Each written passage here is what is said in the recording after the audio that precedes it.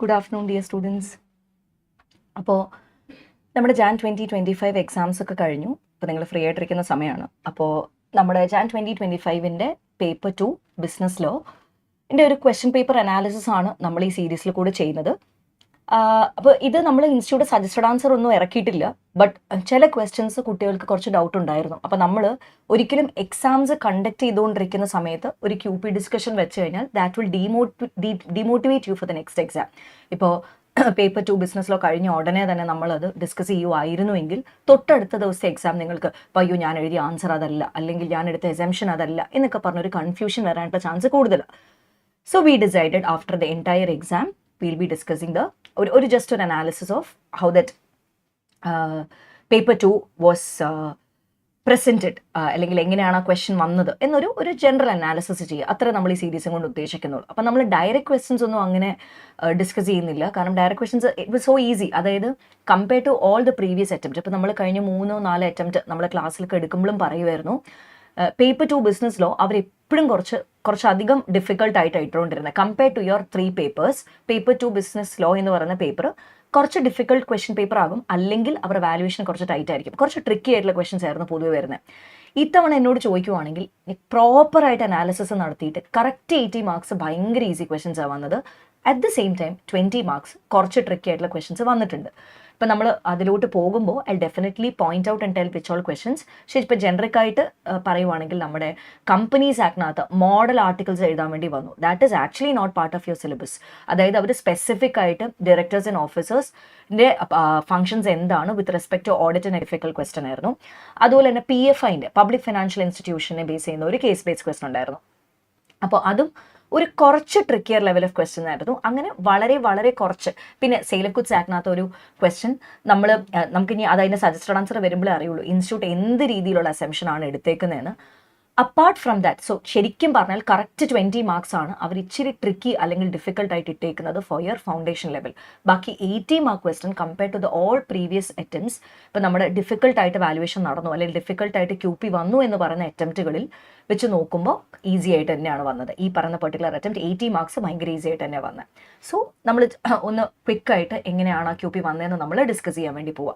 So നിങ്ങളങ്ങനെ ഭയങ്കര ടെൻഷനൊന്നും അടിക്കേണ്ട ആവശ്യമില്ല. കാരണം സജസ്റ്റഡ് ആൻസർ പുറത്ത് വന്നിട്ടില്ല. ഇൻസ്റ്റിറ്റ്യൂട്ട് ചില സമയത്ത് ഞാൻ ക്ലാസ് ഡിസ്കസ് ചെയ്യാൻ നേരത്തും പറയാറുണ്ട്, ഇൻസ്റ്റിറ്റ്യൂട്ട് ചില സമയത്ത് ഓൾട്ടർനേറ്റ് ആൻസേഴ്സ് കൊടുക്കും. അതായത് ഇങ്ങനെ എസംഷൻ എടുത്തിട്ടുണ്ടെങ്കിൽ ഈ പെർട്ടിക്കുലർ ആൻസർ ഇങ്ങനെ ആയിരിക്കും വരിക, അല്ല സെക്കൻഡ് എസംഷനാണ് സ്റ്റുഡൻറ്റ് എടുത്തിട്ടുണ്ടെങ്കിൽ ആ രീതിയിലായിരിക്കും ആൻസർ പ്രസൻറ്റേഷൻ വരിക. So just wait for the suggested answer. But yes, ഇങ്ങനെയൊക്കെ വരാം എന്നുള്ള കാര്യമായിരിക്കും നമ്മൾ ഡിസ്കസ് ചെയ്യാൻ വേണ്ടി പോകുന്നത്. സോ ഇത് നമ്മൾ ആക്ച്വലി പ്രെഡിക്റ്റ് ചെയ്തതാണ്. This validity of this particular വാലിഡിറ്റീനെ ബേസ് ചെയ്യുന്ന ഒരു ക്വസ്റ്റൻ നമ്മൾ പ്രെഡിക്റ്റ് ചെയ്ത് ക്ലാസ്സിൽ പറഞ്ഞതുമാണ്. ക്ലാസ്സിന് സമയത്തൊക്കെ എടുത്തപ്പോൾ നമ്മൾ പറഞ്ഞത് നിങ്ങൾക്ക് ഒരു സെറ്റ് ഓഫ് ക്വസ്റ്റൻ തന്നിട്ട് വാലിഡ് ആണോ അല്ലയോ എന്നുള്ള രീതിയിൽ ക്വസ്റ്റൻ ചോദിക്കും.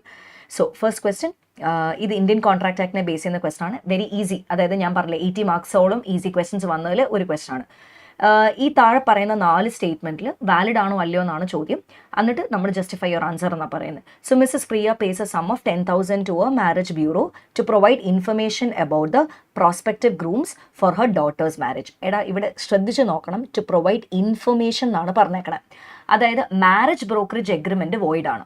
എഗ്രീഡ്. അതായത് മാരേജ് ബ്രോക്കറേജ് എഗ്രിമെൻറ്റ്സ് വാലിഡ് അല്ല, വോയിഡ് ആണ്. പക്ഷേ അവിടെ എക്സെപ്ഷൻസിനകത്ത് എടുത്ത് പറയുന്നുണ്ട് നമുക്ക് ഇൻഫർമേഷൻസ് തരുവാണ്.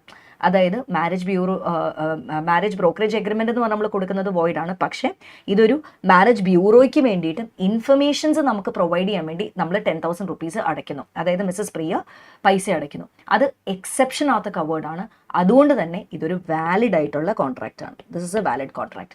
സോ ഇത് മാരേജ് ബ്രോക്കറേജ് എഗ്രിമെൻറ്റിനകത്ത് വരുന്നതല്ല, ഇത് എക്സെപ്ഷൻ ആണെന്ന് എഴുതിയിട്ടുണ്ടാവണം.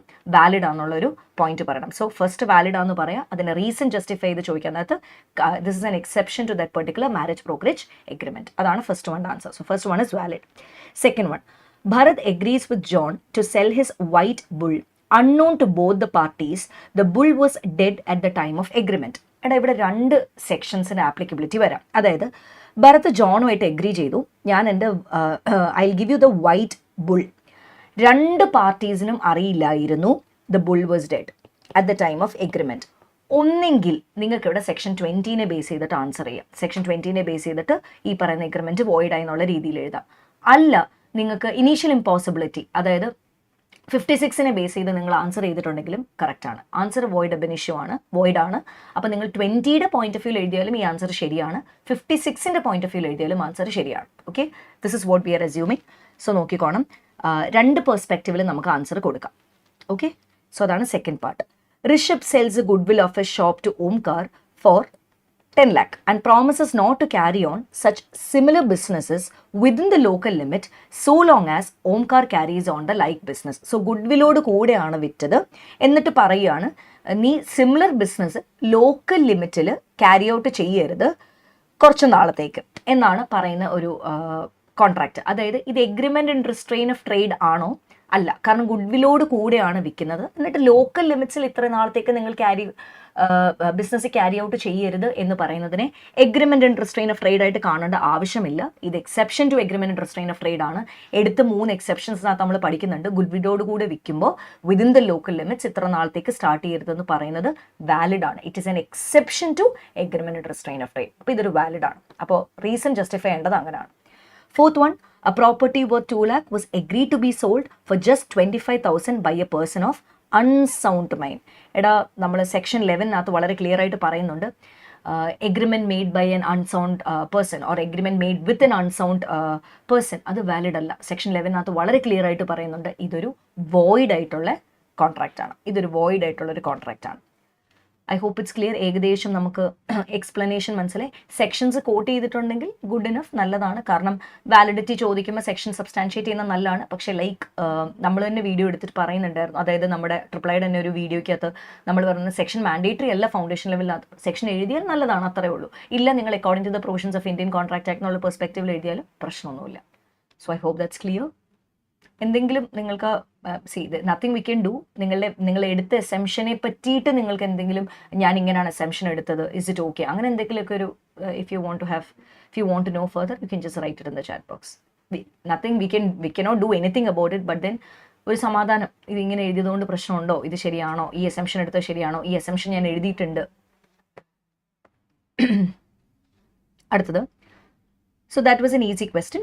Harmony Foundation is a newly incorporated company focused on promoting education and healthcare services in rural areas. The company is registered as a Section 8 company with a clear plan to reinvest all profits into its activities, and a license has been accorded by the central government. Harmony Foundation പുതിയതായിട്ട് incorporate ചെയ്ത ഒരു കമ്പനിയാണ്, section 8 കമ്പനിയാണ്.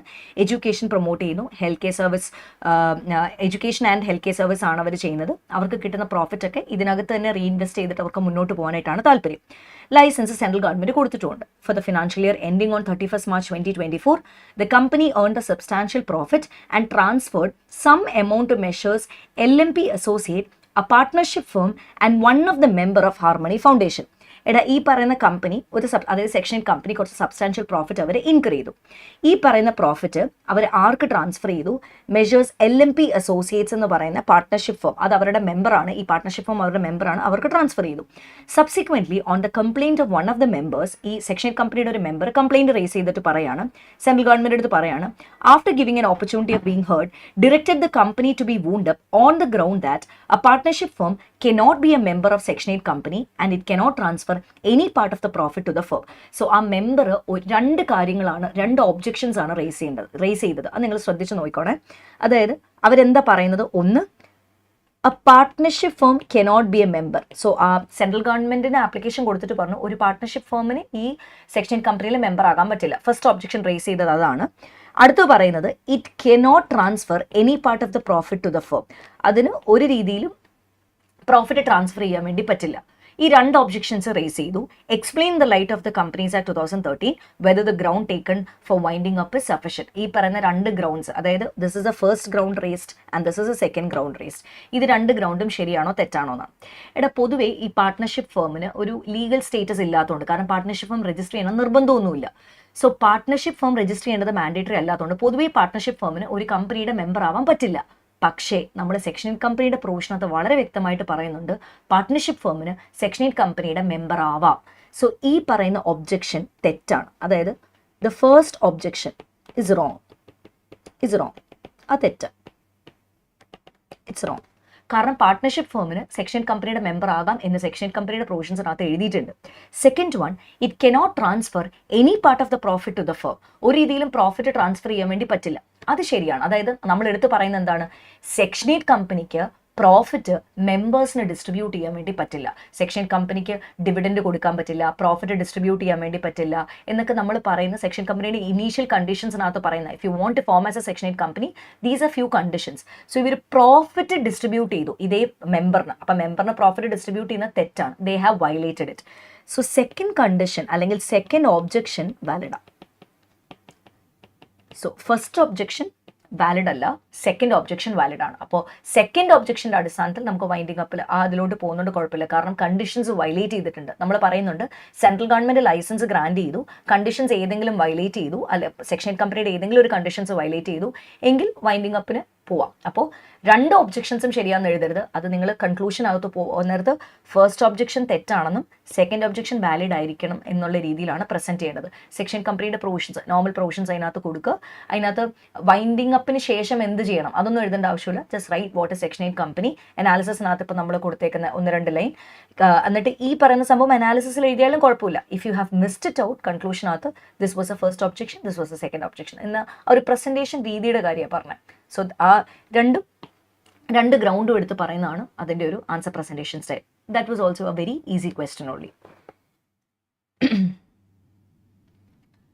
Next one, Justice Private Limited has 9 directors on its board of directors. The companies, അപ്പോൾ ഇതൊരു private limited കമ്പനിയാണ്, ഇത് ഭയങ്കര ഇമ്പോർട്ടൻ്റ് ആണ്. പ്രൈവറ്റ് ലിമിറ്റഡ് കമ്പനി 9 ഡയറക്ടർ ഉണ്ട് ബോർഡ് ഓഫ് ഡയറക്ടേഴ്സിനകത്ത്. Companies articles of association currently state that the quorum for the board meeting shall be 1/3 of the total strength or 2 directors whichever is higher. എടാ quorum എന്നൊക്കെ കാണുമ്പോൾ പേടിക്കേണ്ട, ഇതൊക്കെ ഈ quorum എന്നൊക്കെ ഉള്ളൊരു വാക്ക് നമ്മൾ എൻട്രി പഠിക്കുന്നതാണ്. കോറം എന്ന് പറഞ്ഞു കഴിഞ്ഞാൽ മിനിമം നമ്പർ ഓഫ് മെമ്പേഴ്സ് ആ മീറ്റിംഗ് വന്ന് അറ്റൻഡ് ചെയ്യണം, എന്നാൽ മാത്രമേ മീറ്റിംഗ് വാലിഡ് ആവുള്ളൂ. So the minimum number of members required to attend the meeting and to make the meeting valid. അതാണ് കോറം എന്ന് പറയുന്ന ഒരു വാക്കിന്റെ അർത്ഥം. ഇത്ര പേര് വന്നാൽ മാത്രമേ ആ മീറ്റിംഗ് വാലിഡ് ആവുള്ളൂ. സോ ഇത് ചുമ്മാ കഥ പോലെ കൊടുത്തേക്കുവാണ്. ഇതാണ് അതിന്റെ ആർട്ടിക്കിൾസ് ഓഫ് അസോസിയേഷനകത്ത് എഴുതിയിരിക്കുന്നത്. അതായത് ബോർഡ് മീറ്റിംഗിനകത്ത് ഇത്ര ആൾക്കാർ വരണം എന്നുള്ള സംഭവം ആർട്ടിക്കിൾസിനകത്ത് എഴുതിയിട്ടുണ്ട്. ജസ്റ്റിസ് പ്രൈവറ്റ് ലിമിറ്റഡിന്റെ കമ്പനിയുടെ അകത്ത് എഴുതിയിട്ടുണ്ട്. The company now intends to amend this article to specify that. ഇനിയിപ്പം ഈ പറയുന്ന കമ്പനിക്ക് ആർട്ടിക്കിൾസ് ഒന്ന് അമെൻഡ് ചെയ്യണം, എന്നിട്ട് കോറത്തിന്റെ ആ ലിമിറ്റ് മാറ്റണം. മുകളിൽ പറഞ്ഞ ലിമിറ്റിൽ നിന്ന് മാറ്റിയിട്ട് അവർക്ക് എന്താണ് ആഡ് ചെയ്യേണ്ടത്, there shall be 1/3 of the total strength or 4 directors. ഈ മോളി പറഞ്ഞ 1/3 of the total strength 2 directors മാറ്റിയിട്ട് അവർക്ക് 1/3 of the total strength or 4 directors എന്നുള്ളൊരു പ്രൊവിഷൻ കയറ്റണം. അതായത് ഇൻസേർട്ട് ചെയ്യണം in the articles of association, whichever is higher. Advise the company on the procedure for including this entrenchment provision in its articles in accordance with the provisions of Companies Act 2013. Would your answer differ if the company were a public company? Very similar question, case based ആയിട്ട് extra question ആയിട്ട് നമ്മൾ ക്ലാസ്സിൽ solve ചെയ്താണ്. 2 questions for entrenchment we had sorted out in the class. Return ആയിട്ട് extra question solve ചെയ്താണ്. Quorum എന്നുള്ളൊരു ബേസിസിലല്ല നമ്മൾ ചെയ്തത്, പക്ഷേ എൻട്രൻച്ച്മെന്റ് പ്രൊവിഷനെ ബേസ് ചെയ്യുന്ന ക്വസ്റ്റൻ നമ്മൾ റെഗുലർ ക്ലാസ് ചെയ്താണ്.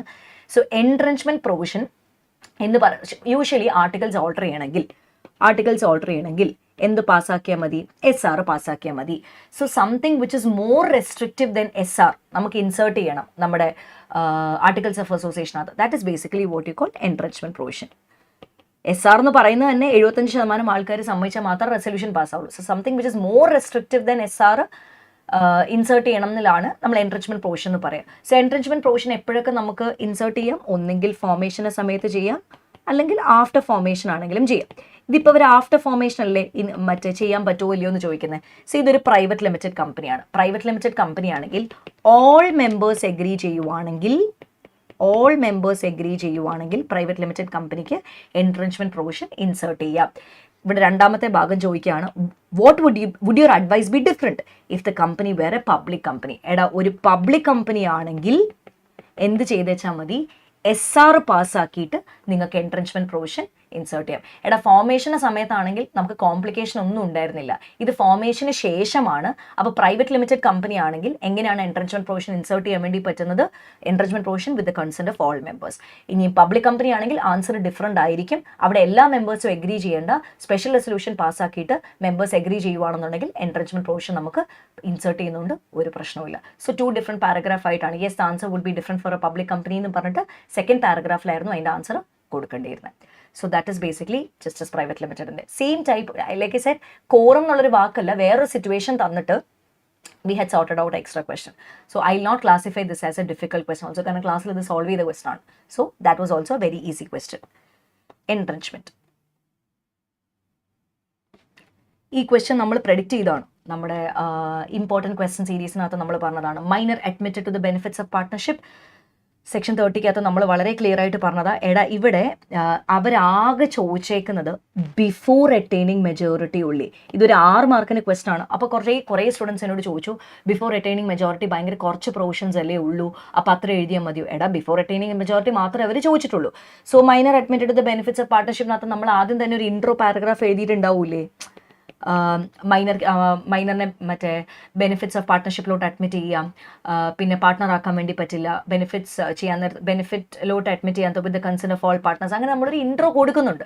അതിനുശേഷമാണ് നമ്മൾ ഇതിലോട്ട് വരുന്നത്. സോ അവർ ബിഫോർ റിട്ടേണിംഗ് മെജോറിറ്റി മാത്രമേ ചോദിച്ചുള്ളൂ, ഉള്ളിന്ന് അവർ എടുത്ത് പറയുന്നുണ്ടല്ലോ. സോ അത് മാത്രം എഴുതിയാൽ മതി. See even if you write after one, it's completely fine, no problem. But സ്റ്റുഡൻസിന് വന്ന കൺസേൺ, ഞാൻ ബിഫോർ എഴുതി ആഫ്റ്റർ എഴുതി എൻ്റെ മാർക്ക് കിട്ടിയോ? ഒരിക്കലും മാർക്ക് കിട്ടിയില്ല.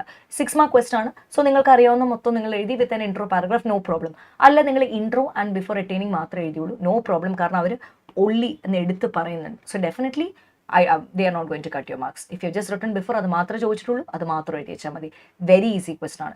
6 മാർക്സ് ഈസി ആയിട്ട് നമുക്ക് സ്കോർ ചെയ്യാം. So it was A direct question. Again easy category പോകുന്നതാണ് ഇവിടം വരെ ഉള്ളത്. Now coming to this question. Now this was a bit tricky question. Now ഇത് ഞാൻ ഈസി കാറ്റഗറി കൊടുക്കൂല, ഇതൊരു കുറച്ച് difficult ലെവലായിരുന്നു.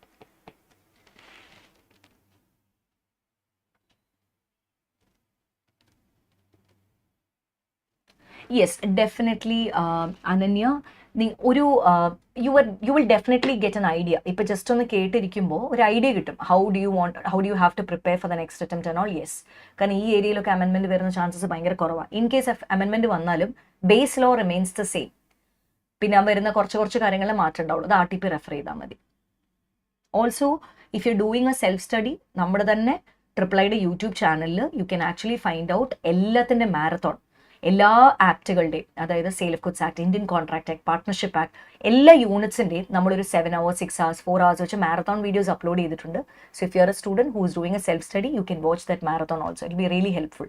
Also RTP MTP of the previous attempts അതും അപ്ലോഡ് ചെയ്തിട്ടുണ്ട്. സെൽഫ് സ്റ്റഡി ചെയ്യുന്ന ആൾക്കത് നോക്കാം.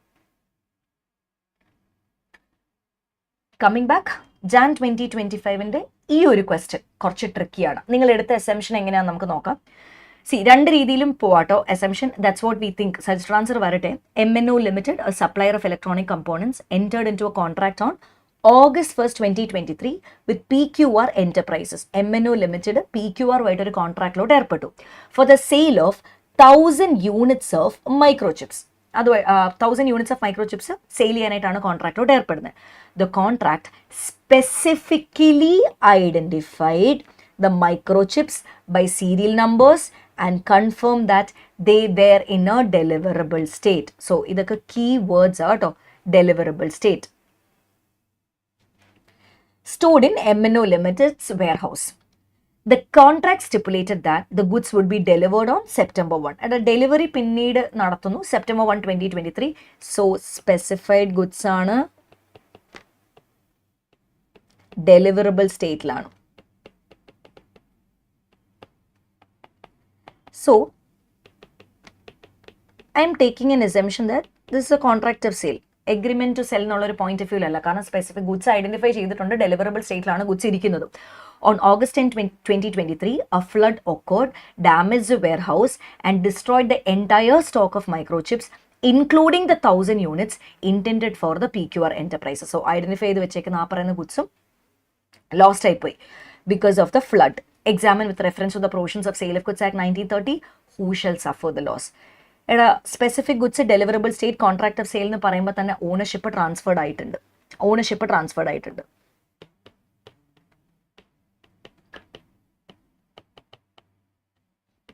അപ്പോൾ who will bear the loss? Buyer will bear the loss. നിങ്ങൾ ആ ഒരു എസംഷൻ എടുത്തിട്ടുണ്ടെങ്കിൽ ഡെഫിനറ്റ്ലി, അതായത് എഗ്രിമെന്റ്, ചില കുട്ടികൾ എഗ്രിമെന്റ് ടു സെൽ എന്നുള്ള പോയിന്റ് ഓഫ് വ്യൂവിൽ എടുത്തേക്കുന്നത് സ്പെസിഫൈഡ് ഗുഡ്സ് ആണ്, ഡെലിവറബിൾ സ്റ്റേറ്റിലാണ്, ഡെലിവറി പിന്നെ തരും എന്നേ പറയുന്നുള്ളൂ September 1, 2023. അപ്പോൾ കോൺട്രാക്ടർ സെയിലാണ്, സോ ഓണർഷിപ്പ് അപ്പം തന്നെ ട്രാൻസ്ഫർ ആയിട്ടുണ്ട്. സോ അപ്പോൾ അത് ആരുടെ കയ്യിലാണ് റിസ്ക് ഉണ്ടാവുക? ബയറിന്റെ കയ്യിലായിരിക്കും. So who will bear the loss? The buyer will bear the loss. What will be your answer if microchips are not specifically identified and marked for PQR enterprises at the time of the contract? അങ്ങനെയാണെന്നുണ്ടെങ്കിൽ നിങ്ങൾക്ക് മറ്റേ എസംഷൻസും എടുക്കാം കേട്ടോ. Section 8 എന്നുള്ളൊരു point of view agreement to sell before sale goods destroyed ആയിപ്പോയി, അപ്പോൾ ഇത് വോയിഡ് ആണ്. ഇതൊരു what will be your answer if the microchips are not specifically identified, അതായത് സ്പെസിഫിക് ഗുഡ്സ് ഡെലിവറബിൾ സ്റ്റേറ്റിലല്ല, അതായത് അൺഅസർട്ടൈൻ ഗുഡ്സ് എഴുതുന്നതാണ് കുറച്ചും കൂടെ കറക്റ്റ്. നിങ്ങളുടെ അസംഷൻ അങ്ങനെ ആയിരിക്കണേ.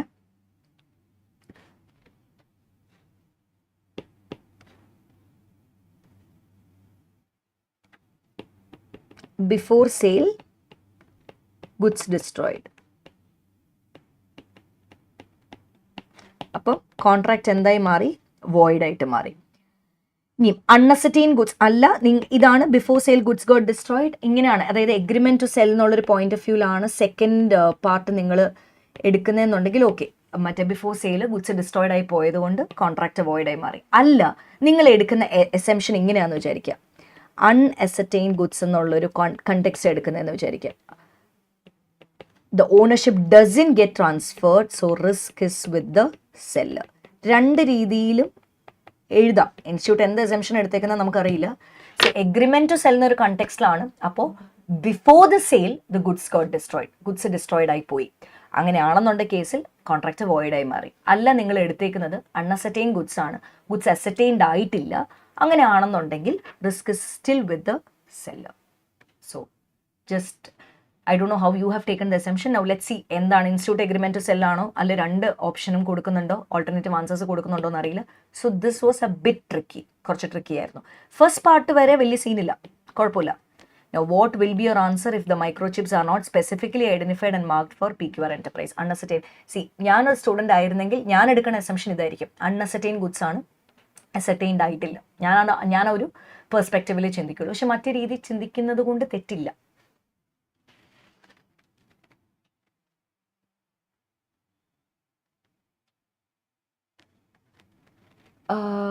മുഹമ്മദ് സിനാൻ, എടാ മോനെ, ഓൾറെഡി നമ്മൾ കുറേ വീഡിയോസ് അപ്ലോഡ് ചെയ്തിട്ടുണ്ട്. ഇനിയും ഒരു ലൈവ് പ്ലാൻ ചെയ്യുന്നുണ്ടോ എന്ന് അറിയില്ല. അതായത് നമുക്ക് എന്തായാലും ഡെഫിനറ്റ്ലി RTP MTP സീരീസ് ഒക്കെ ഉണ്ടാകും. ചാപ്റ്റർ വൈസ് ആയിട്ട് ഉണ്ടാകുമോ ഇല്ലയോ എന്ന് എനിക്കറിയില്ല, കാരണം ഓൾറെഡി വീഡിയോസ് എല്ലാം അപ്പാണ്. ഇന്ത്യൻ കോൺട്രാക്ട് ആക്ടും സെയിൽ ഓഫ് ഗുഡ്സ് ആക്ടും മുസമിൽ എന്ന് പറയുന്ന സാറിൻ്റെ കിടപ്പുണ്ട്. ബാക്കി എല്ലാ ആക്ടുകളും എൻ്റെ ലൈവ് കിടപ്പുണ്ട്. എൻ്റെ ഓൾറെഡി അതിനകത്ത് മാരത്തോൺ വീഡിയോസ് കിടപ്പുണ്ട്. ട്രിപ്ലൈയുടെ മലയാളം യൂട്യൂബ് ചാനൽ നോക്കിയാൽ മതി. May 2025 അറ്റംപ്റ്റിലേക്ക് പോകുന്ന ആളാണെങ്കിൽ. സോ ഇത് കോമൺ ആയിട്ട് വന്നൊരു ഡൗട്ടാണ്. So I hope that's clear. അപ്പോൾ ഇത് എഴുതുന്നതുകൊണ്ട് തെറ്റുണ്ടോ ഇല്ലയോ എന്ന് ചോദിച്ചാൽ now will have to wait for the suggested answer. So that was a difficult part. അപ്പോൾ നിങ്ങൾ നോക്കിക്കേ, this was a 4 mark question കേട്ടോ, 4 mark question. Next one, A purchases a motorcycle from B and uses it for some time. So A motorcycle Bന്റെ അടുത്ത് നിന്ന് മേടിക്കുന്നു and uses it for some time. It turns out that the motorcycle sold by B to A was a stolen one and had to be returned to a rightful owner. So ആ വിറ്റ motor എന്ന് പറയുന്നത് ഒരു stolen one ആയിരുന്നു. അത് rightful owner വന്ന് ചോദിച്ചപ്പോൾ തിരിച്ചു കൊടുക്കേണ്ട ഒരു സിറ്റുവേഷൻ വന്നു. A brings an action against B for the return of the price. So A പറഞ്ഞു, എനിക്ക് പ്രൈസ്, ഞാൻ അടച്ച പ്രൈസ് എനിക്ക് തിരിച്ചു തരണം. Will he succeed? Examine this with reference to the provision of the Sale of Goods Act. ഇവിടെ എഴുതേണ്ട എന്താണ്? Condition as to title. അതായത് നമ്മുടെ ആർക്ക് റൈറ്റ് ഉണ്ടായിരുന്നില്ല? സെല്ലറിന് റൈറ്റ് ഉണ്ടായിരുന്നില്ല. സെല്ലറിന് ടൈറ്റിൽ ഇല്ലാത്തൊരു സാധനമാണ് അയാൾ ബയറിന് വിൽക്കുന്നത്. സോ എന്തുണ്ടെങ്കിലും അവിടെ കണ്ടീഷൻ ആസ് ടു ടൈറ്റിൽ എന്നുള്ളൊരു പ്രൊവിഷൻ എഴുതിയിരിക്കണം. വളരെ ഇമ്പോർട്ടൻ്റ് ആണ്. സക്സീഡ് ചെയ്യും. Yes, he will succeed. Will he succeed? Yes, he will succeed. എന്ത് ഡാമേജസ് എന്തെങ്കിലും ഉണ്ട്, ആ റിട്ടേൺ എടുക്കാൻ വേണ്ടി മറ്റേ ഓണറിന് തിരിച്ചെടുത്തുകൊണ്ട് പോകാൻ വേണ്ടി പറ്റും. Whatever damages is incurred by the buyer, ആ പറയുന്ന സെല്ലർ അത് കോമ്പൻസേറ്റ് ചെയ്ത് കൊടുത്തേ പറ്റുള്ളൂ. Because condition as to title. Succeed ചെയ്യാൻ വേണ്ടി സക്സീഡ് ചെയ്യും. Examine this with reference to the provisions of sale of goods act എന്ന് പറയുമ്പോൾ അത് മറ്റേ ശരിക്കുള്ള ഓണർ വരാത്തത് റിട്ടേൺ ചെയ്യുക. വാട്ട് എവർ ഡാമേജസ്, അല്ലെങ്കിൽ ഡാമേജസ് പറഞ്ഞാൽ whatever price that he has paid for it, അത് റിട്ടേൺ ചെയ്യേണ്ടി വരും. അതാണ് അതിൻ്റെ ആൻസർ. സെല്ലറിന് റൈറ്റ് ഇല്ല അത് സെല് ചെയ്യാനായിട്ട്, കണ്ടീഷൻ ആസ് ടു ടൈറ്റിലിനകത്ത്. I hope you have written this. നമ്മൾ ഇംപ്ലൈഡ് കണ്ടീഷനകത്ത് പ്രഡിക്റ്റ് ചെയ്താണ്. ഇംപ്ലൈഡ് കണ്ടീഷനിൽ നിന്ന് എല്ലാ തവണയും ഒരു ക്വസ്റ്റ്യൻ ചോദിക്കുന്നതാണ്. എല്ലാ തവണയും ഒരു sale by sample, sale by description ആ ഒരു ഏരിയ എന്നാണ്. This time this question was very easy. Condition as to title is very very very easy one. So this again I cannot classify as a difficult question. That was an easy question only. Now this was a very difficult question, I would say. Very difficult question for CA Foundation. അപ്പോൾ ഇതിനകത്ത് എനിക്ക് കുറേ പിള്ളേർ ചോദിച്ചാണ് grace mark വീഴൂ. ഇതുവരെ അങ്ങനെ നമുക്ക് അങ്ങനത്തെ ഒരു നോട്ടിഫിക്കേഷനോ അങ്ങനെയൊന്നും വന്നിട്ടില്ല. നോ, ഐ ടെൽ യു, നിങ്ങൾക്ക് എന്ത് എഴുതാമായിരുന്നു.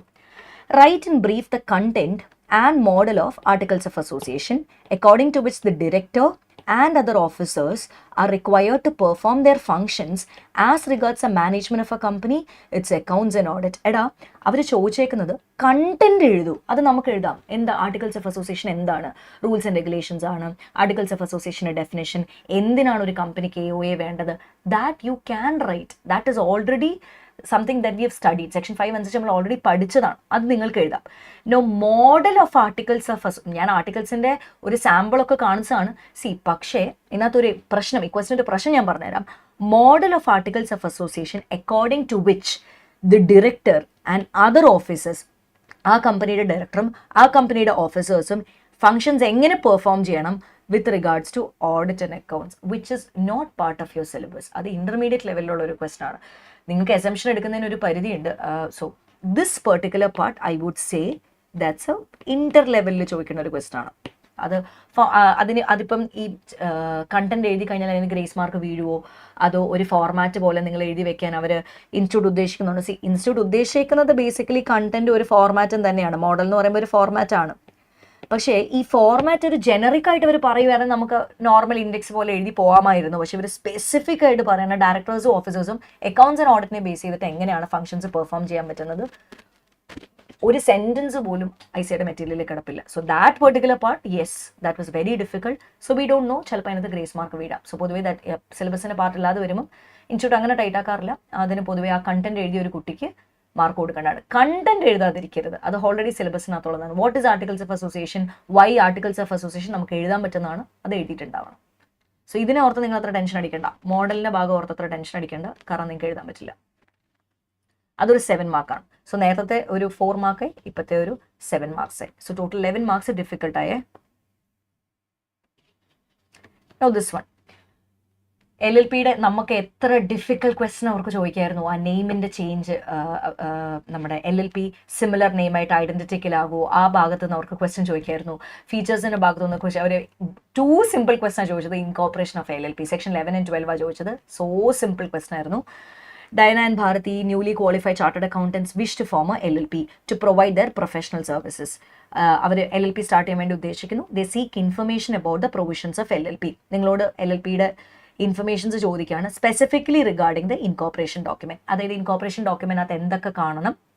Additionally, they want to know whether the statement filed along with the incorporation document. So incorporation documentന്റെ കൂടെ ഫയൽ ചെയ്യുന്ന സ്റ്റേറ്റ്മെന്റ് സഫീഷ്യന്റ് ആണോ, സഫീഷ്യന്റ് എവിഡൻസ് ആണോ that all requirements of the incorporation documents have been fulfil. അതിൻ്റെ കൂടെ statement വെക്കുമ്പോൾ act comply ചെയ്തതിന് തുല്യമാണോ എന്നുള്ള ഒരു നിങ്ങളോട് ചോദിക്കുകയാണ്. ആ ഇൻഫർമേഷൻ ശരിയാണോ തെറ്റാണോ എന്ന് ചോദിക്കുക. സോ ഇവിടെ എഴുതേണ്ടത് സെക്ഷൻ 11 കൊടുത്തേക്കുന്നതും 12 ഓഫ് ദ LLP ആക്ടിനകത്ത് കൊടുത്തേക്കുന്ന പ്രൊസീജിയറാണ്. Super easy question. കാരണം ആ LLPന്ന് ഇതിനേക്കാളും ടഫായിട്ട് കുറേ ക്വസ്റ്റ്യൻസ് ചോദിക്കായിരുന്നു. But they stick on to the very very easy part. Not at all a difficult question. ഏകദേശം ഒക്കെ വന്നിട്ടുണ്ടോ കറക്റ്റായിട്ട്? So going to the next one.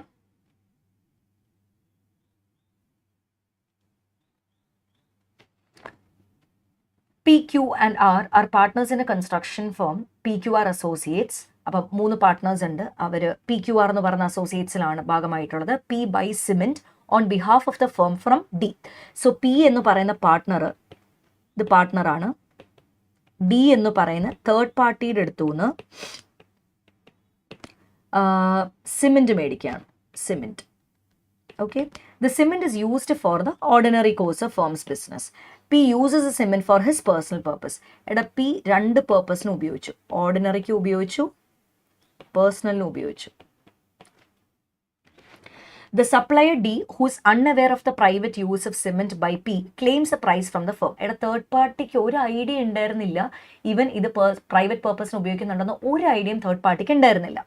The firm refuses to pay for the price. Firm പറയുവാണ്, PQR associates പറയുകയാണ് ഞങ്ങൾ പൈസ തരൂല, on the ground that the cement was never received by it. ഞങ്ങൾക്ക് ഈ പറയുന്ന സിമെന്റ് കിട്ടിയിട്ടില്ല, അതുകൊണ്ട് ഞങ്ങൾ പൈസ തരില്ല എന്നാണ് ഫേം പറയുന്നത്.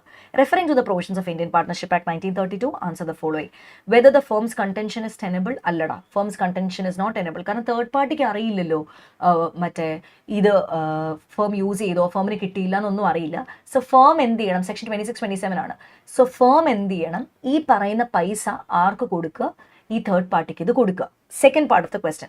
So contention of the firm is not tenable. What would be your answer if a part of the cement so purchased by P was delivered to the firm by him and the rest of the cement was used by him for his private use, about which neither the firm nor the supplier were aware? So firmനും അറിയില്ല, സപ്ലയറിനും അറിയില്ല, രണ്ടുപേർക്കും അറിയില്ല. C ആ കൊടുക്കുന്ന കേസിൽ firm ആ മൊത്തം liability കൊടുക്കുക, അതല്ലാതെ നമുക്ക് ആ പാർട്ടിയെ കൊണ്ട് കൊടുപ്പിക്കുക എന്നുള്ള ഓപ്ഷൻ അല്ല. ഫേമിന് ഇത് ആരുടെ റിക്കവർ ചെയ്തെടുക്കാം. ആരായിരുന്നു ആ ഗിൽറ്റി പാർട്ട്ണർ, നമ്മുടെ കേസിൽ ആരാണ്, P ആണ്. ആ ഗിൽറ്റി പാർട്ട്ണർ അടുത്തുനിന്ന് അത് റിക്കവർ ചെയ്തെടുക്കാം. So firm third party liability set of ചെയ്യണം, എന്നിട്ട് എന്താണോ സെറ്റ് ഓഫ് ചെയ്തത് ഗിൽറ്റി പാർട്ട്ണർ അടുത്തുനിന്ന് അത് റിക്കവർ ചെയ്തെടുക്കാം. അങ്ങനെയാണ് ആൻസർ പ്രസന്റേഷൻ ബോർഡ്. സെക്ഷൻ 26-27 ആണ് അവിടെ കോട്ട് ചെയ്യേണ്ടത് കേട്ടോ. ഫേംസ് കണ്ടൻഷൻ ടെനബിൾ അല്ല. അതൊട്ടും ട്രിക്കി ക്വസ്റ്റൻ അല്ല. ഇതാ നമ്മുടെ എക്സാമ്പിളിനകത്ത് കിടക്കുന്ന ടൈപ്പ് ഓഫ് ക്വസ്റ്റൻ ആണ്. ഒരു കേസ് ബേസ്ഡ് ക്വസ്റ്റൻ വർക്ക് ബുക്കിൽ കിടപ്പുണ്ട്. This is also not a difficult question. Assumptions ഒന്നും കൊടുക്കേണ്ട ആവശ്യമില്ല.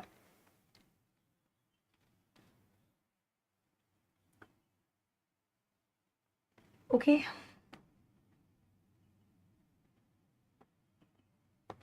Next one. This was difficult, not difficult. ഒന്ന് ആലോചിക്കണം, ഒന്ന് ശരിക്കും നോക്കി ഒന്ന് പ്രോപ്പറായിട്ട് അനലൈസ് ചെയ്താൽ മാത്രമേ ഇത് കിട്ടത്തുള്ളൂ. The extract of the major shareholders holding paid-up share capital in Rural Development Fincorp Limited are as follows.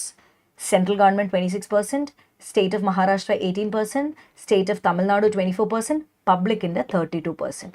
Whether the company would be considered as a public financial institution under the provisions of Companies Act 2013, എടാ PFI കൊടുക്കുക. നമ്മുടെ IDFC, UTI, life insurance corporation, CGSD ആക്ടിനകത്ത് covered ആയിട്ടുള്ളത്, അല്ലെങ്കിൽ central government, state government at least 51% hold ചെയ്യുന്നത്. CGSD hold ചെയ്യാന്ന് പറഞ്ഞാൽ at least 51% hold ചെയ്യണം. സോ ഇവിടെ നിങ്ങൾ നോക്കുമ്പോൾ ഇത് മോർ ദൻ 51% വരുന്നുണ്ട്, 26, 18 and 24.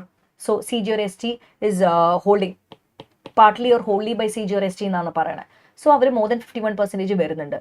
സോ നിങ്ങൾ അതിൻ്റെ ആൻസർ എഴുതാൻ നേരത്ത് എന്തൊക്കെ കൊടുക്കണം, PFIയുടെ ഡെഫിനേഷൻ കൊടുക്കണം. എന്നിട്ട് മോർ ദൻ 51% വന്നിട്ടുണ്ടല്ലോ,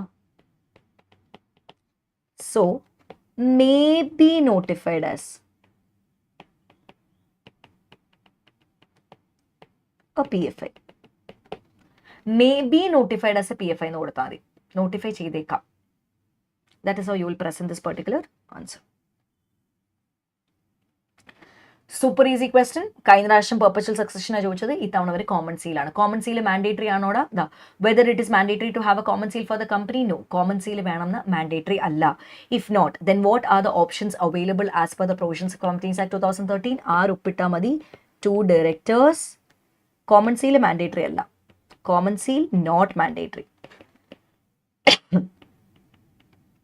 2 directors or 1 director plus CS ഒപ്പിട്ട്. കമ്പനിക്ക് കമ്പനി സെക്രട്ടറി ഉണ്ടെങ്കിൽ കമ്പനി സെക്രട്ടറി ആൻഡ് ഡയറക്ടർ ഒപ്പിടുക, അല്ലെങ്കിൽ 2 directors ഒപ്പിട്ടാൽ മതി. അപ്പോൾ കോമൺ സീൽ ഉണ്ടെങ്കിൽ കോമൺ സീൽ വെക്കാം. കോമൺ സീൽ മാൻഡേറ്ററി ഒന്നുമല്ല, ഓപ്ഷനിലാണ്. ഇല്ലെങ്കിൽ 2 directors, അല്ലെങ്കിൽ കമ്പനി സെക്രട്ടറി ഉള്ള കമ്പനി ആണെങ്കിൽ 1 director CS ഒപ്പിട്ടാൽ മതി. That is answer. Very easy question. Again, agreement oppose to public policy, direct question. Super easy question ആയിരുന്നു. ഇതൊക്കെ ഇന്ത്യൻ കോൺട്രാക്ട് ആക്ടിൽ നിങ്ങളുടെ ലോട്ടറി ക്വസ്റ്റൻ ആട്ടോ. ഇത്രയും ഈസി ക്വസ്റ്റൻ ഒന്നും പൊതുവെ വരാറില്ല, ഡയറക്റ്റ് ക്വസ്റ്റൻ ആണ്. So like I said in the beginning, ഞാൻ ഭയങ്കര ഡീറ്റെയിൽ ആയിട്ട് പോകുന്നൊന്നുമില്ല, കാരണം ഓൾറെഡി പരീക്ഷ എഴുതിയ പിള്ളേരാണ്. So I'm not going in detail. Agreement oppose to public policy you could have easily written. Interference with the course of justice, കുറെ ഇഷ്ടമുള്ള 6 എണ്ണം എഴുതാനാണ് പറഞ്ഞത്. എക്സ്പ്ലെയിൻ എനി സച്ച് എഗ്രിമെന്റ്സ് എന്നാണ് പറയുന്നത്. U could have written any 6 which ever you new, or മറ്റേ sale of public ഓഫീസോ, അല്ലെങ്കിൽ trading വിത്ത് N എനിമിയോ, അതൊക്കെ നിങ്ങൾക്ക് എഴുതായിരുന്നു. ഇനി 6 എഴുതുക and just explain 1 or 2 line വെച്ചിട്ട് എഴുതുക. 6 എഴുതാനായിട്ടാണ് അവർ പറഞ്ഞേക്കണം. നമ്മൾ ക്ലാസ്സിൽ ചെയ്ത സമയത്ത് കുറേ ടൈപ്പ് ഓഫ് ക്വസ്റ്റ്യൻ വർക്ക് ബുക്കിൽ കിടപ്പുണ്ടായിരുന്നു. നമ്മൾ സോർട്ട് ഔട്ട് ചെയ്തതാണ്, വെരി ഇമ്പോർട്ടൻ്റ് ആണെന്ന് പറഞ്ഞതുമാണ്. A, B and C jointly promised to pay D a sum of 6,000. 3 പേരും കൂടെ 6,000 രൂപ കൊടുക്കണം. ജോയിന്റ്ലി എന്ന് പറയുമ്പോൾ A 2,000, B 2,000, C 2,000. Examine considering the provisions of Indian Contract Act, can D compel any of the three parties? ഏതെങ്കിലും എനോ ബിനോ സിനോ അതിൽ ഒരാളെ മാത്രം കമ്പൽ ചെയ്തിട്ട് ടു പേ ഹിം. അങ്ങനെ ചെയ്യുന്നതുകൊണ്ട് കുഴപ്പമുണ്ടോ? ഒരു കുഴപ്പമില്ല. യെസ്, കമ്പൽ ചെയ്യുന്നതുകൊണ്ട് ഒരു കുഴപ്പമില്ല. D can compel. Provision explain ചെയ്യുക. C is compel to pay the whole of the amount to D. So സിയോടാണ് പറഞ്ഞത് നീ മൊത്തം പൈസ തരാൻ വേണ്ടി പറഞ്ഞു. Can he recover anything from A and B? Yes. എടാ, ഒരു പാർട്ട്ണറിനെ കമ്പൽ ചെയ്ത് അയാൾ മൊത്തം പൈസ കൊടുത്തു എന്നും പറഞ്ഞുകൊണ്ട് ബാക്കി പാർട്ട്നേഴ്സ് കൊടുക്കണ്ടെന്നല്ല അർത്ഥം. എയും ഉണ്ട്, ബിയും ഉണ്ട്, സിയും ഉണ്ട്. സിയോട് തരാനായിട്ടാണ് പറഞ്ഞത്. സോ മൊത്തം 6,000 അവൻ കൊടുത്തിട്ടുണ്ടെങ്കിൽ ബാക്കി 2,000 വെച്ച് ആര് കൊടുക്കണം? എയും കൊടുക്കണം, ബിയും കൊടുക്കണം. ആർക്ക് കൊടുക്കണം? സിക്ക് കൊടുക്കണം. രണ്ടുപേരും കൂടെ സിക്ക് കൊടുക്കണം. No A and B when both A and B were solvent. രണ്ടുപേരും സോൾവെന്റാ. സോ എയും 2,000 കൊടുക്കുക, ബിയും 2,000 കൊടുക്കുക. രണ്ടാമത്തെ condition, A is not in a position to pay anything. എന്ന് പറഞ്ഞാൽ എ ഇൻസോൾവെന്റ് ആയിപ്പോയി. അപ്പോൾ സി ആണ് മൊത്തം പൈസ കൊടുത്തേക്കുന്നത് 6,000. അതായത് this is a first case. Second കേസിലാണെങ്കിൽ സി മൊത്തം 6,000 കൊടുത്തിട്ടുണ്ട്, എ ഒരു പൊസിഷനിലല്ല പേ ഓഫ് ചെയ്യാൻ. എന്ന് പറഞ്ഞാൽ ഇൻസോൾവെന്റ് ആണെന്ന് അസ്യൂം ചെയ്തോ, not in a position to pay. അങ്ങനെയാണെങ്കിൽ ബീൻ്റെ അടുത്തുനിന്ന് എത്ര ക്ലെയിം ചെയ്യാം? 3,000. കാരണം സിയുടെ 3,000, ഇവിടെ 3,000. അങ്ങനെയാണ് ടോട്ടൽ 6,000 വരെ. സോ ആദ്യത്തെ കേസിൽ എയും ബിയും സോൾവെന്റാ. സോ സി മൊത്തം കൊടുത്തിട്ടുണ്ടെങ്കിൽ അവരവരുടെ ഷെയർ സിക്ക് കൊടുക്കുക. രണ്ടാമത്തെ കേസിനകത്ത് എ സോൾവെന്റ് അല്ല. സോ ബി എയുടെയും കൂടെ കവർ ചെയ്തിട്ട് വേണം ആർക്ക് പൈസ കൊടുക്കാനായിട്ട്? സിക്ക് പൈസ കൊടുക്കാനായിട്ട്. സോ എ സോൾവെന്റ് അല്ലാത്തത് കൊണ്ട് 3,000 വെച്ചിട്ട് ഈക്വൽ ആയിട്ട് അവർ ഷെയർ ചെയ്തിട്ട് ബിയും സിയും കൂടെ ഈക്വൽ ആയിട്ട് 3,000 വെച്ചിട്ടായിരിക്കും പേ ഓഫ് ചെയ്യുന്നത്. സോ മൊത്തം സി കൊടുത്തതുകൊണ്ട് ആ 3,000 ആര് കൊടുക്കുക? ബി സിക്ക് കൊടുക്കുക. That is A second part. Very simple question.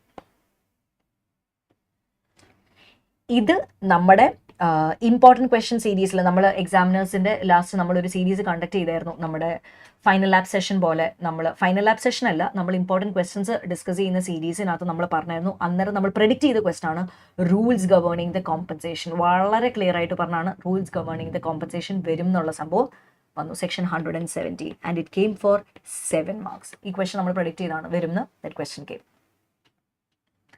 117. 5 cases ഉള്ളത്. 5 കേസ് എക്സ്പ്ലെയിൻ ചെയ്യുക, you get 7 marks. That's it. അതും ചോദിച്ച ഡൗട്ടാ, 5 കേസേ ഉള്ളൂ, 7 മാർക്കാണല്ലോ. 5 കേസല്ലേ ഉള്ളൂ, അപ്പോൾ 5 കേസ് എഴുതുക, എക്സ്പ്ലെയിൻ ചെയ്യുക, you will get 7 marks. This question was also predicted. വളരെ ക്ലിയർ ആയിട്ട് പറഞ്ഞത് IRF-ന് ഇത് വരാനാണ് chance. Ashok and Vimal are pursuing chartered accountancy course and discussing about the structure of Indian judicial system. Explain them the functions of the judiciary system of India and the hierarchy of the courts, and briefly explaining their functioning under the Indian regulatory framework. Types of courts കൊടുക്കുക. നമ്മുടെ supreme court, high court, district court, metropolitan courts. അത് കഴിഞ്ഞിട്ട് എന്തിനാണ് ഈ പറയുന്ന Indian judiciary system functions 2 marks പോലെ ഒരു 2-3 point, അതിനകത്ത് 3 പോയിന്റോളം കൊടുത്തിട്ടുണ്ട്. ആ 3 പോയിന്റ് എക്സ്പ്ലെയിൻ ചെയ്യുക. That's it. ആകെ 3 പോയിന്റേ ഉള്ളൂ. ആ 3 പോയിന്റും പ്ലസ് ആ കോർട്സിന്റെ ഹൈറാക്കി നമ്മൾ പറയാം. Supreme court, high court, district court, metropolitan courts. അതിന്റെ 2 to 3 ലൈൻസ് വെച്ചിട്ട്. ഇത് നമ്മൾ എനിക്കൊന്ന് RTP MTP ഡിസ്കസ് ചെയ്തപ്പോഴും വെരി ഇമ്പോർട്ടൻ്റ് ആയിട്ട് പറഞ്ഞാണ്. വെരി ഇമ്പോർട്ടൻറ്റ് ക്വസ്റ്റ്യൻസ് വരും എന്നുള്ള സീരീസിൽ പറഞ്ഞപ്പോഴും വി ഹാഡ് സെഡ് ദിസ്. 117 പറഞ്ഞതാ, ഇതും പറഞ്ഞതാ, എന്തായാലും വരും എന്നുള്ള ഒരു സംഭവം. So that was also very, very easy category. Going for the next one. ഇത് again difficult അല്ല, ഒരു tricky question ആണ് this one. A bit tricky question I would say. Write off ഡിസ്പോസലിൻ്റെ കാര്യമാണ്.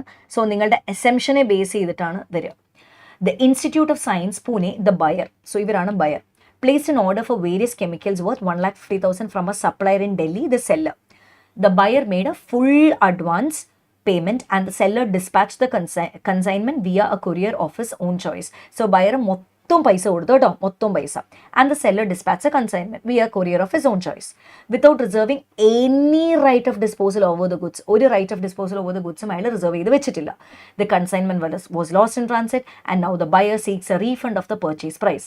With reference to the provisions of the Sale of Goods Act, assess the validity of buyer's claim for a refund. എടാ, ബയറിൻ്റെ claim for a refund valid അല്ല, not valid. കാരണം ഇവിടെ ക്വസ്റ്റ്യനകത്ത് അവരെ എടുത്തു പറയണമായിരുന്നു ഈ കാരിയർ എന്ന് പറയുന്ന ആള് സെല്ലറിൻ്റെ ഏജന്റ് ആണ്. അങ്ങനെയാണെങ്കിൽ നമുക്ക് സെല്ലറിനെ ലയബിൾ ആക്കാം. അത് ക്വസ്റ്റ്യനിൽ എവിടെയും പറയുന്നില്ല. അപ്പോൾ കംപ്ലീറ്റ് ഫുൾ അഡ്വാൻസ് പേയ്മെൻറ്റ് കൊടുത്തു. അപ്പോൾ നമ്മൾ അസ്യൂം ചെയ്യുന്ന എന്താണ്, ആ carrier is a agent of the buyer എന്നാണ് നമ്മൾ അസംഷൻ കൊടുക്കുക. ബിക്കോസ് ഇവിടെ എവിടെയും പറയണില്ല ആ സെല്ലറ് എൻ്റെ ഏജന്റ് ആണ് കാരിയർ എന്ന് പറയുന്നില്ല. അങ്ങനെ ആയിരുന്നുവെങ്കിൽ ഓക്കെ, നമുക്ക് സെല്ലറിനെ ലയബിൾ ആക്കായിരുന്നു. അങ്ങനെ പറയാത്തത് കൊണ്ട് we are assuming that particular carrier is a agent of the buyer. അപ്പോൾ റൈറ്റ് ഓഫ് ഡിസ്പോസൽ റിസർവ് ചെയ്ത് വെച്ചിട്ടുമില്ല. അപ്പോൾ ആ കേസിൽ റീഫണ്ട് ചോദിക്കാൻ വേണ്ടി പറ്റൂ? ഇല്ല. It is assume that that particular carrier is the agent of the buyer. അപ്പോൾ ഈ കേസിൽ the validity of the buyer's claim for a refund is not valid. അങ്ങനെയാണ് അസംപ്ഷൻ കൊടുക്കേണ്ടത്. ഓക്കെ, സോ ഡിഫിക്കൽട്ട് എന്ന് ഞാൻ പറയുന്നില്ല, എന്നാൽ ഈസി എന്നും പറയുന്നില്ല. ഡിഫിക്കൽട്ട് കാറ്റഗറി എന്ന് പറഞ്ഞാൽ നമ്മൾ നേരത്തെ മറ്റേ model of articles of association ഒക്കെ, ഇത് നമുക്ക് അങ്ങനെ പറയാൻ പറ്റുന്ന ഒരു ടൈപ്പ് ഓഫ് ക്വസ്റ്റൻ അല്ല. അടുത്തലോട്ട് പോവാം. Adarsh visited an authorized car showroom and purchased a car of his own choice without conducting a detailed inspection. ഇതാണ് അതിനകത്ത് keyword. Without conducting a detailed inspection.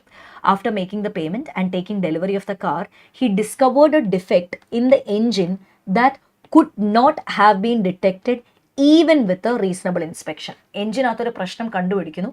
Reasonable inspection ചെയ്യുമായിരുന്നു എങ്കിൽ പോലും നമുക്കത് കണ്ടുപിടിക്കാൻ പറ്റില്ലായിരുന്നു.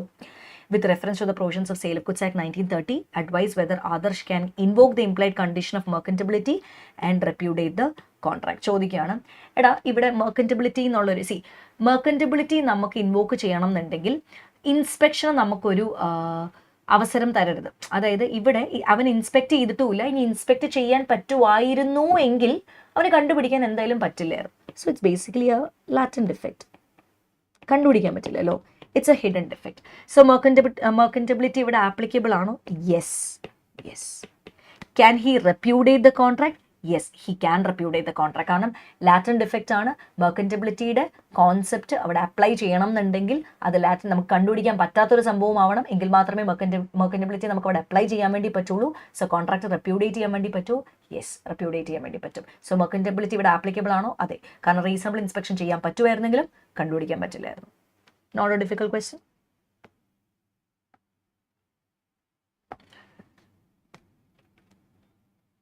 ഈ നോമിനൽ പാർട്ട്ണർ നമ്മൾ എക്സ്പെക്ട് ചെയ്ത് പറഞ്ഞതുമാണ്. കേസ് ബേസ്ഡ് ആണ് എക്സ്പെക്ട് ചെയ്തത്. ചോദിച്ചത് easy question. Partner by holding out again section 28 Indian partnership. Always it's a case based question. Just imagine how easy they've put for you. Partner by holding out എന്താണെന്ന് എഴുതു, nominal partner എന്താണെന്ന് എഴുതു. ഇത്രയും easy question ഒന്നും expect ചെയ്യല് പൊതുവേ വരാറുണ്ടായിരുന്നില്ല. അടുത്ത അറ്റംപ്റ്റിലേക്കൊന്നും ഇത്ര easy question expect ചെയ്യല്. These were too simple. Partner by holding and nominal partner, direct question. എന്താ പാർട്ട്ണർ ബൈ ഹോൾഡിംഗ് ഔട്ട് കൊടുക്കുക, ഒരു എക്സാമ്പിൾ കൊടുക്കാമെങ്കിൽ നല്ലതാ. ഇല്ലെങ്കിൽ അതിന്റെ തിയറി എഴുതി വയ്ക്കുക. What is A provision? Same with nominal partner. We expected an indirect. No. This was also a bit tricky. Bit tricky. പറഞ്ഞുതരാം.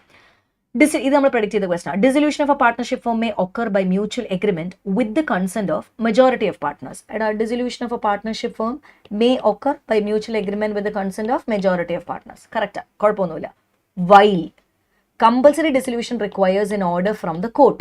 അവർ പറയാണ് ആദ്യത്തെ case okay, partnership form dissolve ആകുമ്പോൾ mutual agreement with consent of majority partners ചെയ്യാം. While compulsory dissolution എന്ന് പറഞ്ഞാൽ court order വേണമെന്ന്. അത് ശരിയാണോ തെറ്റാണോ? തെറ്റാണ്. ഒരു നിർബന്ധവുമില്ല. കോർട്ട് ഓർഡർ വേണം നിർബന്ധമൊന്നുമില്ല. ഈ രണ്ട് കേസിലും കോർട്ട് ഓർഡറിന്റെ ആവശ്യമില്ല. സോ സ്റ്റേറ്റ്മെന്റ് ഇൻകറക്റ്റ് ആണെന്നുള്ളൊരു സംഭവം കൊടുക്കണം. എന്നിട്ട് വേണം നിങ്ങൾ ആ പ്രൊവിഷൻസ് എക്സ്പ്ലെയിൻ ചെയ്യാനായിട്ട്. സോ നിങ്ങളോട് ചോദിച്ചേക്കുന്ന സ്റ്റേറ്റ്മെന്റ് കറക്റ്റ് ആണോ, ഡിസ്കസ് സ്റ്റേറ്റ്മെന്റ് എന്നാണ് പറഞ്ഞേക്കണം. സോ സെക്കൻഡ് കേസിൽ it is not mandatory. That is what you have to write. Okay, again ഇത് നമ്മൾ പറഞ്ഞതാ. കഴിഞ്ഞ പ്രാവശ്യം കൊയേഷൻ ചോദിച്ചു. അതുകൊണ്ട് ഇത്തവണ ഒന്നെങ്കിൽ അൺഡ്യൂ ഇൻഫ്ലുവൻസോ അല്ലെങ്കിൽ കൊയേഷൻ അൺഡ്യൂ ഇൻഫ്ലുവൻസോ നമ്മൾ ഡിഫറൻസോ അല്ലെങ്കിൽ നമ്മുടെ മിസ്റ്റേക്കോ അങ്ങനെ ആയിരിക്കും ക്വസ്റ്റ്യൻ ചോദിക്കാൻ ചാൻസ്. നമ്മൾ പറഞ്ഞത് ഫ്രോഡ് ആ ഒരു ഏരിയ, അതായത് കൊയേഷന് ചാൻസ് ഭയങ്കര കുറവ്. അത് ബാക്കിയുള്ള ഏരിയയിൽ തന്നെ അവർ ചോദിച്ചത് undue influence. Direct question when a contract is set to be undue influence. Undue ഇൻഫ്ലുവൻസിന്റെ മീനിങ് നിങ്ങൾ കൊടുക്കുക.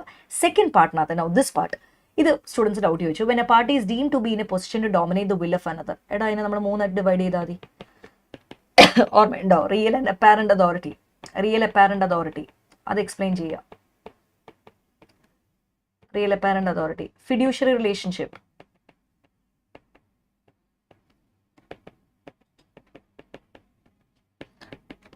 Age, illness. ഈ മൂന്നെണ്ണമാണ് when a party is deemed to be in a position. ഈ മൂന്ന് കേസിലാണ് deemed to be in a position നമുക്ക് പറയാം. റിയൽ അപ്പാരന്റ് അതോറിറ്റിയോ ഫിഡ്യൂഷ്യറി റിലേഷൻഷിപ്പോ ഏജോ ഇൽനെസ്സോ. അതൊരു 1 or 2 ലൈൻ ഇട്ടിട്ട് നമ്മൾ എക്സ്പ്ലെയിൻ ചെയ്താൽ മതി. അതാണ് സെക്കൻഡ് പാർട്ട്. സോ ഫസ്റ്റ് പാർട്ടിനകത്ത് അൺഡ്യൂ ഇൻഫ്ലുവൻസ് എന്താണെന്ന്. സോ പ്രോബ്ലി അതായത് 3 മാർക്കായിരിക്കും. അല്ലെങ്കിൽ അതിന് വെറും 2 മാർക്കായിരിക്കും, എന്നിട്ട് 4 മാർക്സ് വരുന്നതായിരിക്കും deem to be in a position. We don't know how they are going to split those marks. Total 6 marks എന്നാണ് പറഞ്ഞേക്കണം. സെക്ഷൻ എഴുതാമെങ്കിൽ നല്ലതായിരിക്കും. അതും നമുക്കൊരു ഡിഫിക്കൾട്ട് കാറ്റഗറി ഒന്നും അല്ല കേട്ടോ. This was difficult if you had not read the minute provision. ഇല്ലെങ്കിൽ okay. നമുക്ക് നോക്കാം. Anjali purchased various cosmetic products worth 15,000 during the last week from Sushil, a shopkeeper, on credit of 1 month. After a fortnight, she makes out a blank promissory note, signed it and delivered to Sushil. എടാ അഞ്ജലി ഇത് ആർക്ക് കൊടുക്കുന്നു? സുഷിലിന് കൊടുക്കുന്നു. Who further endorsed it to Manish. Manish എന്ന് പറയുന്ന ആൾക്ക് കൊടുക്കുന്നു, endorse ചെയ്തിട്ട്. Who was a HIDC, holder in due course ആണ്. Filled up with the due amount of 17,000. അപ്പോൾ 17,000 ആണ് ഫില്ലപ്പ് ചെയ്തേക്കുന്നത് from Sushil. And non maturity present and on maturity presented it to Anjali. അഞ്ജലിക്ക് പ്രസന്റ് ചെയ്തു for payment, but she refused to pay because the amount filled up is more than the agreed amount of 15,000. കാരണം products worth 15,000 ആണ്. So 15,000-ലും കൂടുതൽ amount ആണ് അവിടെ fill up ചെയ്തേക്കുന്നത്. Fill up ചെയ്തേക്കുന്ന amount എത്രയാണ്? 17,000. ശരിക്കുള്ള വാല്യൂ എത്രയാണ്? 15,000. ഇതാണ് ശരിക്കുള്ള വാല്യൂ. ഇതാണ് ഫില്ലപ്പ് ചെയ്തേക്കുന്ന amount, which is wrong. It is to be noted that the amount of 17,000 is covered by the stamp affixed on it. So ഈ കംപ്ലീറ്റ് ഇതിൻ്റെ മുകളിൽ സ്റ്റാമ്പ് എഫിക്സ് ചെയ്തിട്ടുമുണ്ട്. Referring to the provisions of Negotiable Instrument Act, decide whether Anjali is liable to honor the promissory note to Manish for 17,000. See, Anjali അത് സുഷിലിന് കൊടുക്കുന്നു, സുഷിൽ അത് മനീഷിന് കൊടുക്കുന്നു. HIDC ആയിട്ട് പറയുന്നു. HIDC എന്ന് വിളിക്കണം എന്നുണ്ടായിരുന്നെങ്കിൽ അയാൾ അത് എങ്ങനെ ആക്സെപ്റ്റ് ചെയ്യണമായിരുന്നു? ഗുഡ് ഫെയ്ത്തിൽ. മനീഷ് അത് ഗുഡ് ഫെയ്ത്തിൽ ആക്സെപ്റ്റ് ചെയ്യണമായിരുന്നു. ഈ പറയുന്ന കേസിൽ അവന് വളരെ വ്യക്തമായിട്ട് അറിയാം 15,000-ന്റെ കിട്ടേണ്ട എമൗണ്ട്, അതായത് പൈസ എത്ര മാത്രമേ കിട്ടുള്ളൂ, അല്ലെ എത്ര മാത്രമേ പ്രൊഡക്റ്റ് വേർത്തായിട്ട് കൊടുത്തിട്ടുള്ളൂ? 15,000. അവിടെ എത്ര ഫില്ലപ്പ് ചെയ്തിട്ടുണ്ട്? 17,000. 17,000 അത്രയും രൂപ ഫിക്സ് ചെയ്ത് വെച്ചേക്കുന്നതുകൊണ്ട് എനിക്ക് മൊത്തം പൈസ റിക്കവർ ചെയ്തെടുക്കാൻ പറ്റുമെന്നാണോ? അല്ല. എത്ര എമൗണ്ട് മാത്രമേ റിക്കവർ ചെയ്തെടുക്കാൻ പറ്റുള്ളൂ? 15,000 മാത്രമേ റിക്കവർ ചെയ്തെടുക്കാൻ പറ്റുള്ളൂ. സോ ഇതൊരു ഡിഫിക്കൽട്ട് എന്ന് പറയുന്നതിന്റെ കാര്യം മൈന്യൂട്ട് പ്രൊവിഷനിൽ നിന്നാണ് ക്വസ്റ്റ്യൻ ചോദിച്ചേക്കണം. മൈന്യൂട്ട് പ്രൊവിഷനിൽ നിന്ന്. നമ്മൾ ഇങ്ങനത്തെ ഒരു കേസ് വൈസ് ക്വസ്റ്റ്യൻ ചെയ്തിട്ടുണ്ട് ക്ലാസ്സിലേക്ക്, എക്സ്ട്രാ ക്വസ്റ്റ്യൻ പോലെ നമ്മൾ ചെയ്തിട്ടുണ്ട്. But I cannot say it was as tricky as this. ഇത് കുറച്ച് ട്രിക്കിയാണ്. ഒന്ന് ആലോചിച്ച് നോക്കണം. കറക്റ്റായിട്ട് HIDC ഗുഡ് ഫെയ്ത്തിലാണോ അത് അക്സെപ്റ്റ് ചെയ്തേക്കുന്നത്? ശരിക്കും കിട്ടേണ്ടത് 17,000. ഇത് 17,000-ന് ഫില്ല് ചെയ്തു. അപ്പോൾ അത് 17,000 ക്ലെയിം ചെയ്തെടുക്കാൻ പറ്റുമോ? 15,000 ക്ലെയിം ചെയ്തെടുക്കാൻ പറ്റുമോ? ആ ഒരു it's a very minutious provision. So എത്ര ക്ലെയിം ചെയ്തെടുക്കാം? 15,000 ക്ലെയിം ചെയ്തെടുക്കാം. ഓക്കെ. സോ ഇതിന് ഡിഫിക്കൽട്ട് കാറ്റഗറി കൊടുക്കൂല, ട്രിക്കി എന്നുള്ള കാറ്റഗറിയിൽ. ഇത് I would classify as difficult because it is based on assumptions. So correct 20 marks. ഇവിടെയാണ് ഞാൻ പറയുന്നത് correct 20 marks that difficult category. 80 marks I said it was easy and 20 marks. ഇതോടുകൂടി ആ difficult area തീരുക. So Priya, a small business owner, receives a bills of exchange from her customer Sanjay, which is due for payment on October 15th. So small Priyയുടെ business ആണ്. ഒരു bills of exchange കിട്ടി. Customer സഞ്ജയിൻ്റെ അടുത്തു നിന്നാണ് കിട്ടിയത്. On October 12th, Priya presents a bills of exchange for payment. Priya പേയ്മെന്റിന് കൊടുക്കുന്നു അറ്റ് സഞ്ജയ്സ് ഓഫീസ്. പ്രിയ സഞ്ജയുടെ ഓഫീസിൽ കൊടുക്കുവാണ്. ഇവിടെയാണ് ആ എസംഷൻ്റെ ഇമ്പോർട്ടൻസ് വരുന്നത്. During the regular business hours. ഈ പ്രസൻമെന്റ് നമ്മൾ പ്രെഡിക്റ്റ് ചെയ്തതാ. But Sanjay is not present. എടാ സഞ്ജയ് അവിടെ ഇല്ല. സഞ്ജയുടെ ഓഫീസിലാണ് കൊടുക്കുന്നത്. സഞ്ജയ് പ്രസന്റ് അല്ല. Priya leaves a bill with Sanjay's assistant. സഞ്ജയുടെ അസിസ്റ്റന്റ് കയ്യിൽ കൊടുക്കുന്നു. Requesting to be presented to Sanjay for the payment when he returns. എന്നിട്ട് പറഞ്ഞു, സഞ്ജയുടെ അസിസ്റ്റന്റ് കൊടുത്തിട്ട് പറഞ്ഞു സഞ്ജയ് തിരിച്ചു വരാൻ നേരത്ത് ഇത് സഞ്ജയ്ക്ക് കൊടുക്കണം എന്ന് പറഞ്ഞു. However Sanjay's assistant forgot to give the bill and Sanjay does not make the payment by the due date. Sanjay correct സമയമായപ്പോൾ പേയ്മെന്റ് തരുന്നില്ല. And the bill is dishonored. Based on the provisions of Negotiable Instruments Act 1881, examine whether Priya's presentment of the bill of exchange to Sanjay's assistant is valid under the law. എടാ ഇവിടെ നിങ്ങൾ എടുക്കുന്ന നമ്മൾ ഒന്നെങ്കിൽ ഡ്രോയിക്കോ അല്ലെങ്കിൽ ഡ്രോയുടെ ഏജന്റിനുമാണ് നമ്മൾ present ചെയ്യേണ്ടത്. എങ്കിൽ പ്രസന്റ്മെന്റ് അവിടെ കംപ്ലീറ്റ് ആയെന്ന് പറയും. അതായത് ഡ്രോയ്ക്ക് കൊടുത്താലും ഡ്രോയുടെ ഏജന്റിന് കൊടുത്താലും ഡ്രോയ്ക്ക് കൊടുത്തതിന് തുല്യമാണ്. ഡ്രോയുടെ ഏജന്റിന് കൊടുത്താൽ it is equal to that you have given it to drawee. അങ്ങനെയാണെങ്കിൽ പ്രസന്റ്മെന്റ് കംപ്ലീറ്റ് ആയെന്ന് തന്നെ നമുക്ക് പറയാൻ വേണ്ടി പറ്റും. സോ നിങ്ങൾ കൊടുത്തേക്കുന്ന എക്സെപ്ഷൻ സഞ്ജയ്സ് അസിസ്റ്റന്റിന് കൊടുത്തപ്പോൾ ഡ്രോയിയുടെ അസിസ്റ്റന്റിന് കൊടുത്ത പോലെയാണ്, അതായത് ഡ്രോയിയുടെ ഏജന്റിന് കൊടുത്ത പോലെയാണ് കാണുന്നത്. അപ്പോൾ ഡ്രോയ്ക്ക് അത് കിട്ടി, സോ പ്രസന്റ്മെന്റ് കംപ്ലീറ്റ് ആയി. അപ്പോൾ സഞ്ജയ്ക്ക് പറയാൻ പറ്റില്ല ഞാൻ പേയ്മെന്റ് തരില്ല, ഡ്യൂ ഡേറ്റിൽ തരില്ല, പ്രസന്റ്മെന്റ് കംപ്ലീറ്റ് അല്ല എന്ന് സഞ്ജയ്ക്ക് പറയാൻ പറ്റില്ല. സോ നിങ്ങൾ കൊടുത്തേക്കുന്ന അസംഷൻ അങ്ങനെയാണെങ്കിൽ, അതായത് നിങ്ങൾ എഴുതിയേക്കുന്ന ആൻസർ ഡ്രോയിയുടെ ഏജന്റിന് കൊടുത്തു, സോ പ്രസന്റ്മെന്റ് കംപ്ലീറ്റ് ആയി, which is equivalent to given, അങ്ങനെയാണെന്നുണ്ടെങ്കിൽ സഞ്ജയ്ക്ക് റിജക്ട് ചെയ്യാൻ പറ്റില്ല. നിങ്ങൾ സഞ്ജയ്സ് അസിസ്റ്റന്റിനെ അല്ല, നിങ്ങളുടെ അസംഷൻ ഇസ് മറ്റേ രീതിയിലാണെന്ന് വിചാരിക്കുക, Sanjay's assistant is not an agent എന്നുള്ള രീതിയിലാണെങ്കിൽ നമുക്ക് എഴുതാം പ്രസന്റ്മെന്റ് കംപ്ലീറ്റ് അല്ല. So that's bit difficult. നിങ്ങൾ എങ്ങനെയാണോ അത് അസംഷൻ കൊടുത്തേക്കുന്നത് ആ രീതിയിലായിരിക്കും ആൻസർ വരിക. So we have to wait for the suggested answer. So Sanjay's, ഞാനാണെങ്കിൽ I would have written Sanjay's അസിസ്റ്റന്റിന് കൊടുക്കുമ്പോൾ അത് ഡ്രോയിയുടെ ഏജന്റിന് കൊടുത്തതിന് തുല്യമാണ്. സോ പ്രസന്റ്മെന്റ് കംപ്ലീറ്റ് ആയി. സോ സഞ്ജയ്ക്ക് പറയാൻ പറ്റില്ല ഡ്യൂ ഡേറ്റിൽ ഞാൻ പേയ്മെന്റ് തരില്ല, പ്രസന്റ്മെന്റ് കംപ്ലീറ്റ് അല്ല എന്ന് പറയാൻ പറ്റില്ല. ഞാൻ അങ്ങനെ ആയിരിക്കും എഴുതുക. സോ പല അസംഷൻസ് പോകുന്നുണ്ട്. We have to wait for the suggested answer. Going for the next one, this was direct question. What are the conditions to be satisfied for an agent's authority in case of an emergency under the provisions of Indian Contract Act? A man of ordinary prudence under similar circumstances would do. അതേ ഒരു agent ചെയ്തിട്ടുള്ളൂ എങ്കിൽ that's valid. So എമർജൻസിയുടെ case ഒരു direct question ആണ്. Conditions കുറച്ച്, അതായത് അയാളെ contact ചെയ്യാൻ കമ്മ്യൂണിക്കേഷൻ്റെ പ്രൊസീജിയർ, അതൊരു 6-7 പോയിന്റോളം ഉണ്ടായിരുന്നു. അതായത് എമർജൻസിയിൽ ആക്ട് ചെയ്യേണ്ട കുറച്ച് കണ്ടീഷൻസ് 6-7 പോയിന്റോളം എഴുതണം, because it's 6 mark question. So just intro മാത്രം, അതായത് ചില സ്റ്റുഡൻസ് മെസ്സേജ് ചോദിച്ചത് man of ordinary prudence under similar circumstances would do എന്ന് മാത്രം എഴുതി കഴിഞ്ഞാൽ മാർക്ക് കിട്ടും. ഇല്ല, അതിനകത്ത് ഒരു 4-5 പോയിന്റ്സ് സബായിട്ട് കൊടുത്തിട്ടുണ്ട്. സോ ആ പോയിന്റ്സ് അത്രയും തന്നെ എഴുതണം, because they specifically as for the conditions. എമർജൻസിയിൽ ആക്ട് ചെയ്തു ഫുൾഫിൽ ചെയ്യണം എന്നുണ്ടെങ്കിൽ what are those conditions. So 5-6 point എഴുതണേ. ഓർ ക്വസ്റ്റൻ ഉണ്ട്, ഇതും നമ്മൾ പ്രെഡിക്റ്റ് ചെയ്ത question, sub agent and substituted agent. Very very easy question. ഇത് എലാബറേറ്റ് എനി 6 പോയിന്റ്സ്. 2 രീതിയിലും ആൻസർ പ്രസന്റേഷൻ ഓക്കെയാണ്. ഒന്ന്, you could have written box ഒക്കെ വരച്ചിട്ട് ഒരു ബേസിസ് കോളം വരച്ചിട്ട് you could have written sub agent substituted agent. അല്ല, if you written paragraph wise that's also acceptable, കുഴപ്പമൊന്നുമില്ല. ഒന്നെങ്കിൽ para presentation or the difference between in the column. Base കോളമിൽ വരയ്ക്കുമ്പോൾ ഞാൻ എപ്പോഴും, അതായത് ബോക്സ് വെച്ച് വരയ്ക്കുമ്പോൾ ഞാൻ എപ്പോഴും പറയും you should always write the basis. Base എന്തിൻ്റെ അടിസ്ഥാനത്തിലാണ് നിങ്ങൾ അതിനെ ഡിഫറൻഷിയേറ്റ് ചെയ്യുന്നത്, sub agent and substituted agent. It's A direct question. Any 6 points ആണ്. നിങ്ങൾക്ക് ഇഷ്ടമുള്ള കുറേ പോയിന്റ്സ് കൊടുത്തിട്ടുണ്ട് ടെക്സ്റ്റ് ബുക്കിനകത്ത്. എനി 6 പോയിന്റ്സ് മീനിങ് വെച്ച് സ്റ്റാർട്ട് ചെയ്താൽ മതി. ഇതും നമ്മൾ വരും എന്ന് പ്രെഡിക്റ്റ് ചെയ്തൊരു ക്വസ്റ്റൻ. അതായത് എല്ലാ തവണയും നമ്മൾ പറഞ്ഞതാ സെല്ലറിന്റെ പെർസ്പെക്റ്റീവിൽ അവർ ചോദിക്കും. സോ ഇത്തവണ നിങ്ങൾ എക്സ്പെക്ട് ചെയ്തു ബയറിന്റെ പെർസ്പെക്റ്റീവിലായിരിക്കും ചോദിക്കാൻ ചാൻസ്. കാരണം every time the keep asking about the seller's perspective. So അതേ ക്വസ്റ്റൻ വന്നത്, what are the rights of a buyer when the seller commits a breach of contract under the provisions of the Sale of Goods Act. So ബയറിന്റെ ആ ഒരു